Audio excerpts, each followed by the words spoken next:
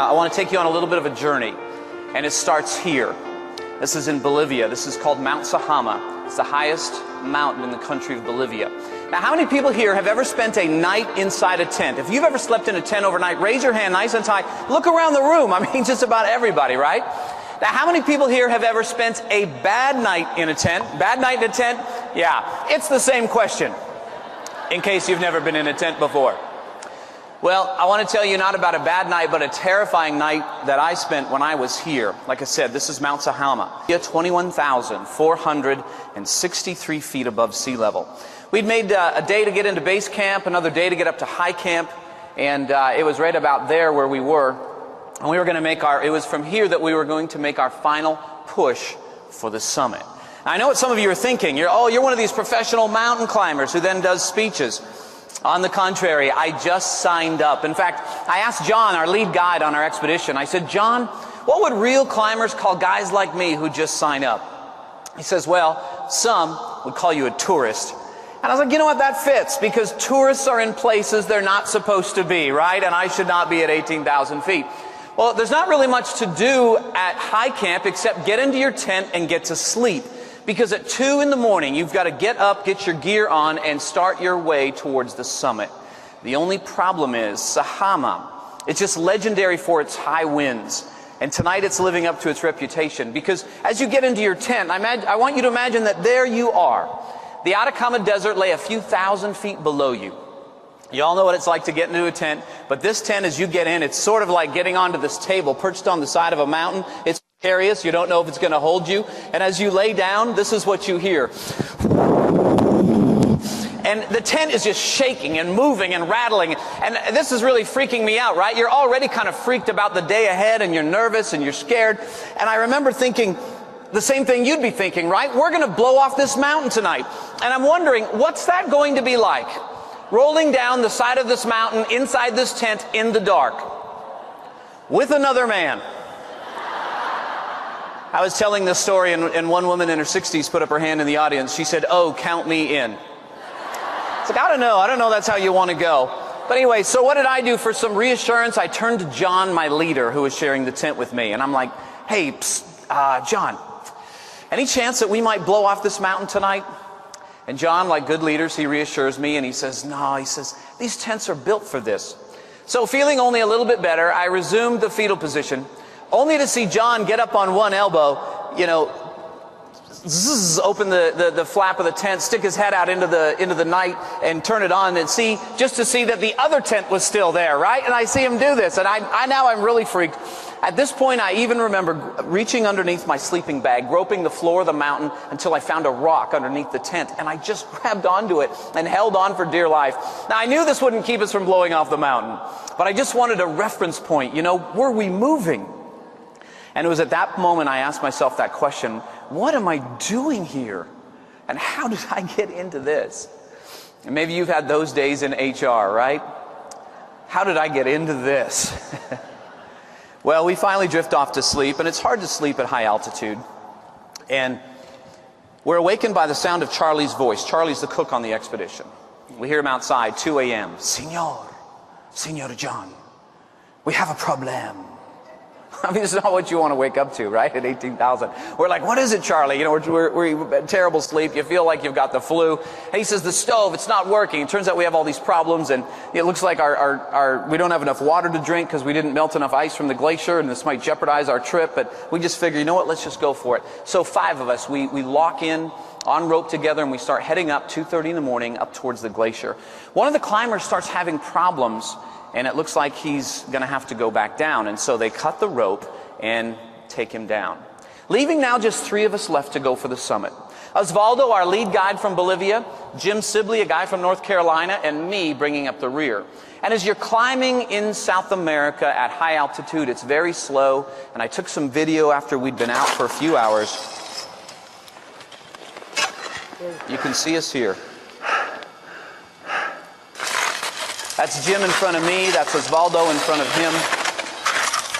And I'd love to say it's more romantic than that, but it's like this for hours and hours and hours. And you can see how slow you go and how hard you're breathing.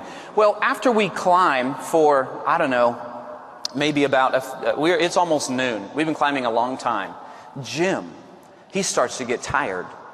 He's starting to stop all the time. He's starting to, lean over, lean on his ice axe and say things like, this is tough. He'd go a little bit further and he'd stop again. I don't know if I can do this. And what's happening is the mountain is beginning to wear Jim down.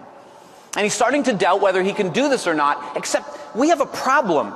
Because if Jim quits climbing now, it's over for everybody. We're down to our last piece of rope, our last guide, and if he quits, we all go back down. So what Jim needs now is motivation.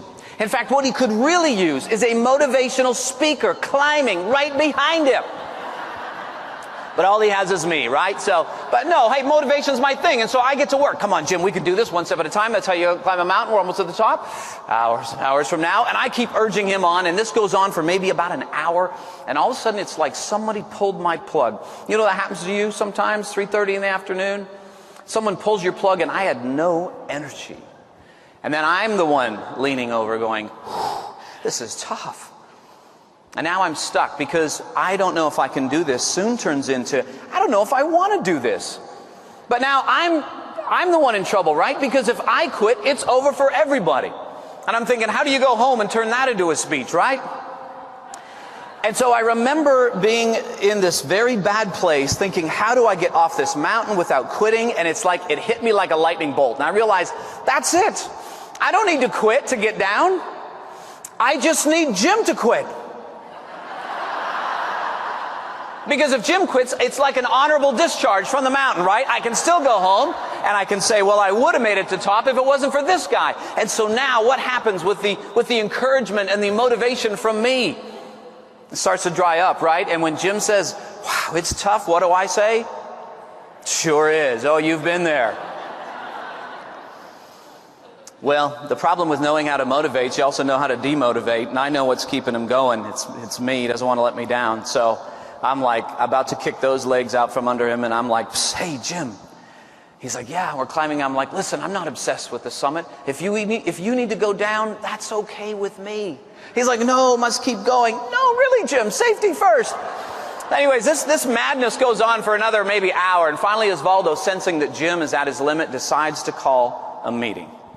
It's hard to have a meeting at 20,000 feet because there's no place to sit. And so you kind of dig your crampons in, you dig your ice axe in, and you don't want to drop anything because just whoosh, it's gone.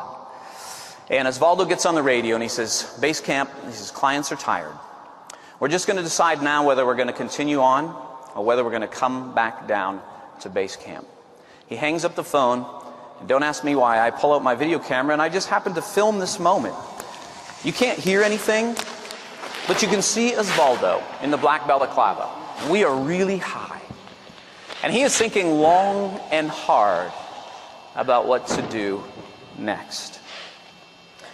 I think Jim was wondering what's it going to take to get Osvaldo to take him down. I think I was wondering what's it going to take to get Jim to quit. And I think Osvaldo was wondering what's it going to take to get these two turkeys from here and to get them up here. Because what had gotten us to 20,000 feet was not going to be enough to get us to 21,460. More would be needed, but it wouldn't come from us. It was going to have to come from leadership. Well, let me ask you a question. What's Osvaldo's job? I mean, what's Osvaldo paid to do? You know, I ask this in smaller audiences. People throw out things like, well, he's paid to keep you safe. Well, that's true. He is paid to keep us safe, but that's not really that's not his main job. Osvaldo's main job is to get us to the top of a mountain and get us back down, right? While being safe and having fun along the way. But in a sense, he's paid to produce a result. Get us to the top of a mountain and get us back down. Well, let's rewind this man's life a little bit, maybe a few years, and we will find out that before Osvaldo was a mountain guide, he was a mountain climber. Mountain climbers climb mountains. It's a very technical sport, a lot of technical stuff. And all he had to worry about was the mountain. And he was so good at climbing mountains that at some point someone said, hey, why don't you help people climb mountains, right? And he became a mountain guide. But in order to be a successful mountain guide, a monumental shift had to happen inside the mind of this man. Because now it's no longer about mountains. Now it's about helping people climb mountains. So let me ask you this. What about you? What are you paid to do? Now everybody in here is going to have a slightly different job description, right? You're paid to do something. But I know this. You're paid to produce some kind of a result. You're paid to produce some kind of result, but the question is, well, really, who produces those results? And here's a simple truth before we kind of jump into 9 Minutes on Monday today, and it's this, that you are paid to produce results, but in reality, it's your people who produce them. The majority of it. I mean, you're part of it, absolutely, but your people produce the majority of the results. And therefore, if your success, your scoreboard, is based on how well they do their job, then you want to focus your energy on helping your people be successful. Here's our problem, though. It's the same problem that the pilots had, Eastern Flight 401, 1976.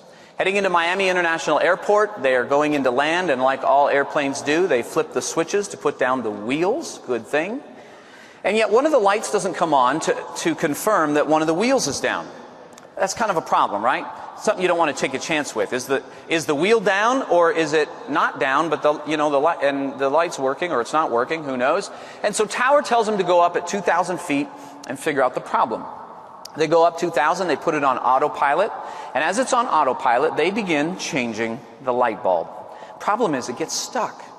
And they're trying to pull it out, and they finally get it out, and then they try and get it back in, and it gets jammed. Well, the co-pilot gets working on it, the pilot gets working on it, and they get so focused on this 50-cent light bulb that what they think happened was that the pilot's knee might have hit the autopilot stick, turning it off. And now, no one is flying the plane. And when no one flies a plane, it tends to do one thing. It descends. And so through the middle of the night, it's descending. There's no visual cues. Meanwhile, there's a whole dashboard of gauges that tell them that they are going down, but no one's paying attention because everyone is absorbed with the 50-cent light bulb. They get to 500 feet. An alarm goes off in the cockpit to tell them you're at 500, just kind of standard. No one picks up on it. 400, 300, 200, 100. Finally, Tower radios and says, hey, Eastern, everything okay up there? Co-pilot's like, yeah, but we're at 2,000, right? And then they're like, hey, what happened to our altitude? And by then it was too late to course correct, and they crashed. It's just a sad, tragic story. It's a tragic story about what happens when leaders get away from their most important thing. And for a pilot, that's flying a plane. Was the 50-cent light bulb important? Absolutely. It was really important. It was critically important. Was it more important than flying the plane? No, it wasn't. Well, for us as managers, the challenge for us today is that we're so busy changing light bulbs. And they're important light bulbs. They're things that we have to do. We have to get them done. But the problem is we get so busy with all the light bulbs that we're changing that we forget to fly our plane, and which for us is helping our people be as successful as we need them to be. And so that's what 9 Minutes on Monday is all about. 9 Minutes on Monday is like a safety system. As if somebody was able to come into the cockpit, grab the pilot's hair and lift it up and say, look at your gauges and make sure you're flying the plane. Well, that's kind of what 9 Minutes on Monday is, except for managers. And it's based on a very simple ritual. And that is that every Monday morning, when you come into your office, before you check your email, before you get your to-do list out, before you focus on all your strategic objectives, you sit down. Maybe get your coffee first, but other than that, you sit down and you ask yourself 9 questions that all have to do with staff engagement and productivity, the answers to which will guide you that week and give you some simple, actionable goals that will help keep your people moving. What you're going to hear today is that I'm going to try and convince you that it's the simple things, it's the little things that make the difference over the long haul. It's the little things. And it's based on these 9 needs, and if you don't have your handout yet, it'll be coming around soon, but basically these 9 needs are like switches. And every time you meet one of them in an employee, it's like you switch this switch on for a little bit with their own motivation. Problem is, you gotta keep doing it constantly, over and over and over again. And we're going to walk through these 9 minutes, these 9 needs this morning, or this afternoon rather. And the first 3 have to do with needs of the individual employee. Okay, so does this sound like